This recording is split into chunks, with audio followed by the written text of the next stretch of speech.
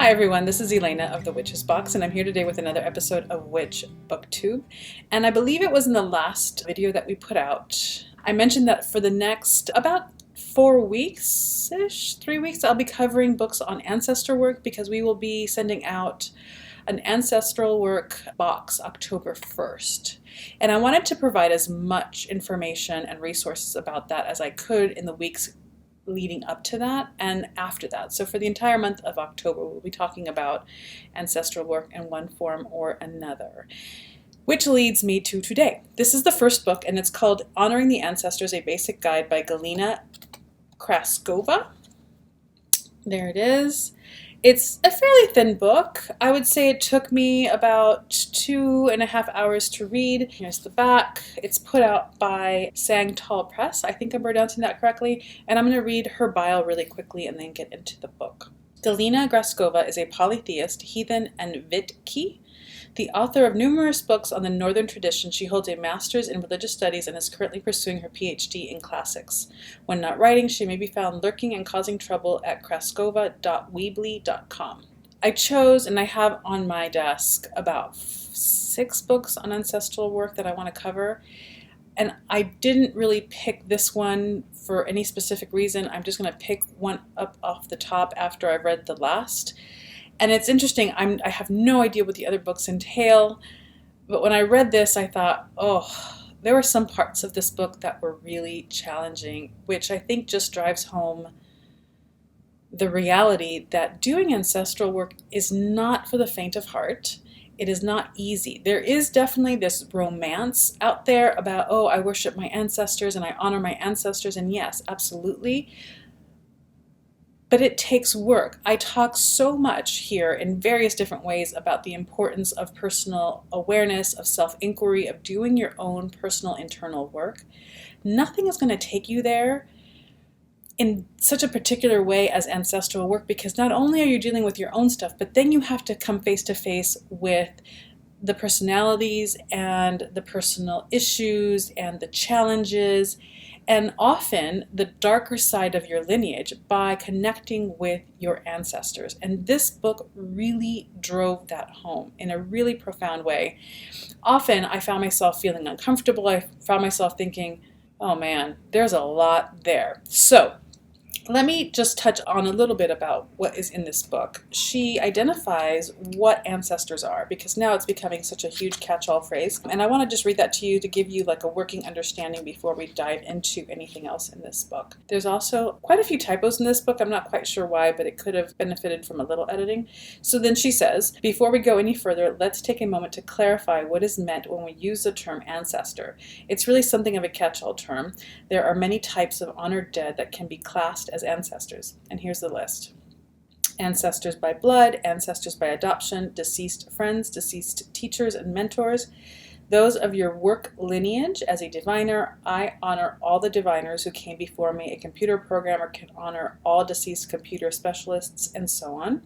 Spirits of dead children in your line, aborted children, miscarried children, groups of dead that you may feel called to honor. I specifically honor the military dead, for instance. So she gives a bunch of examples of what that might be for you. Your partners and your partner's dead, as marriage or setting up your household with someone is a matter of joining ancestral lines over and above coming together in love. They don't tell you that in Emily Friggin post. Personal and cultural heroes, elemental powers, and in many traditions the elements are our eldest ancestors. So that just gives you an idea of what the term ancestors can encompass. I want to just give you a really quick, several summary points of what is covered in this book, and then speak to something that was interesting that I don't think about often, and often people don't think about at all. So she defines what ancestors are. She talks about different ways to work with your ancestors. She talks about the ancestors that you might not want to work with and why. She talks about the challenges that many of us might have when we think, I had ancestors who were abusive. If you have ancestors in your lineage who were, an extreme example, but it's still a very viable example, is if you had an ancestor down in your lineage where they were, like, let's say Hitler, or someone who participated in genocide, or energetics that you may not want to connect to. She speaks to that. She speaks to working with particular ancestors who may have had challenging lives in a negative way, but that present to you in a way that feels like they are willing to work. You can work to elevate energetically that ancestor, and she talks about that. She identifies as a shaman, and she identifies as working predominantly in the Norse tradition. However, she also has a couple of rituals there that were taught by a friend or a priest. I'm not quite sure what the identity of this friend was, but a couple of rituals that are of the Lukumi tradition. What I liked about this writer and what they did in this book is that there were a couple, maybe one or two instances where there was a teaching that was not of her tradition, so she then had a teacher of that tradition write a portion of that chapter in order to convey a teaching to you so that the lineage wouldn't break. I really thought that that was a really beautiful way of not culturally appropriating and not speaking out of place, but bringing in a voice that was of that tradition. She did a great job with that. There are a couple of examples of ways to ground and center before doing the work, cleansing before and after so that you're not dealing with attached energies. So it's a thorough book, even though it is quite short. I recommend it. And I want to speak to something. When I read this, I don't want to warn you. That's not the case. I don't even know. Often in my notes, I have like, whoa, W-O period, like, whoa, that was heavy. Because I don't even know. Okay, so let me back up. I'm obviously still digesting this book. One of the things that she talks about from the very beginning and speaks to how important it is, because she's coming from a polytheistic heathen perspective. Her premise is this, that every single one of us at our point of indigeny, that it's not just Native Americans who are indigenous. We think about it that way because we are now colonized people, every single one of us. And her premise is that if you go far enough in history, in the human history, even in Europe, where we think that most, if not all, Europeans are on some level colonizers, if you go far enough behind, we were all tribes. We were all indigenous to a land. Our people were the bones of our dead were buried on a specific piece of land that we loved, that we grew in, that we understood, that we were intimate with. At that point, we had gods. We didn't have one God. So at one point in our long ancestral line, we were all indigenous. And so she talks a lot about finding your own personal indigeny, which means going far enough back in your ancestral line before, and I want to get this term right because the term that I have is probably an offensive one. So, okay, I found the word. The word is monotheistic occupation. She has several other words for it. But basically, before Christianity came, and she says Christianity sprang out of nowhere in the middle of a very long and deep history of peoples who had very deep and intimate relationships and connections with their land, with their ancestors, and with their gods. This cult or this religion came and swept across, basically colonizing the souls of already established tribes. There's a lot of information that she gives you about this. There's a lot of referencing that goes on about this. It is not comfortable reading. Even I, who no longer at any level espouse to any Abrahamic religion whatsoever for a million reasons, these are some of them. I felt uncomfortable reading this because it really shakes you up. And so she talks about the point in your ancestry where this shift between being a polytheistic, ancestral worshiping, intimate with your land and your indigeny people, were then shifted into a monotheistic, colonial occupation of the soul. Those last two words are my own. There is a place there where the worship of your ancestors may break, in the sense that they betrayed who they were, either because they were forced, because many people were given the horrific choice of, you convert or we're going to kill your family. This is how so much of Christianity spread across the planet. I mean, this is uncomfortable. And I also recognize that I have a lot of witches who are part of our demographic, who are part of our audience, who look at these videos and who are identified as Christian witches. This is not a comfortable conversation, but it's important to understand that this actually happened in history, that we were all at some point indigenous. And then she speaks to not only were we colonized, but then, particularly those of European descent, after this pain, after this rape, after this violation of who we were and our identity and our connection to that around us, once that happened to us, we turned around and did it to other people. And those are the types of issues that we have to deal with, that we get faced with when we start doing intimate ancestral work. I mean, this is heavy shit. Heavy shit. It's very conscious raising shit. It is important work, but it is not for the faint of heart.